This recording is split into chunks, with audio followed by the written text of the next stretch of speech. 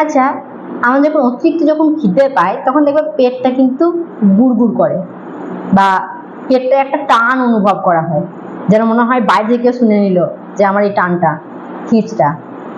এটা কি কারণে হয়? দেখো, আমাদের যে স্টোমাক আছে, শরীরে যে পাকস্থলী আছে, তার তিনটে পার্ট। একটা হচ্ছে কার্ডিয়াক, একটা হচ্ছে ফান্ডিক, আর একটা হচ্ছে পাইলোরিক। এবার ফান্ডিক যে পার্টটা আছে সেখানে কাঁটার মতো এক ধরনের দেওয়াল থাকে, নিচের দিকে একটা দেওয়াল টাইপের থাকে, যেটা কাঁটা টাইপের।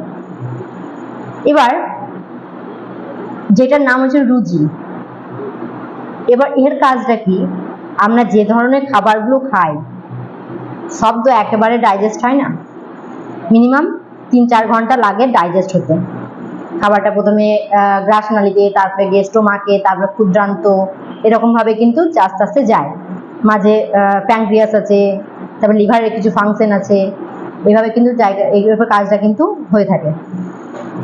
এবার কি হয়, খাবার আমাদের যে সিস্টেমটা, যে পাচন তন্ত্রটা, সেটা তো একটা মেশিন টাইপের, তার তো একটা মেকানিজম আছে।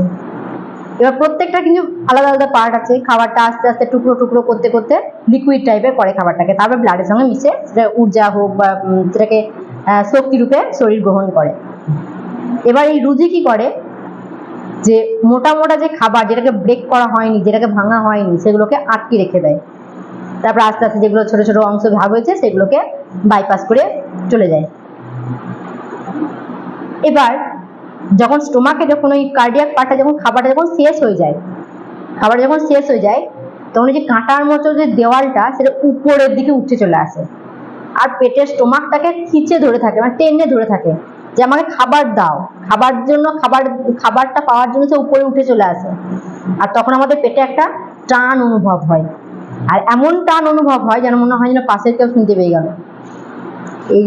এই কাজটাই কিন্তু করে থাকে।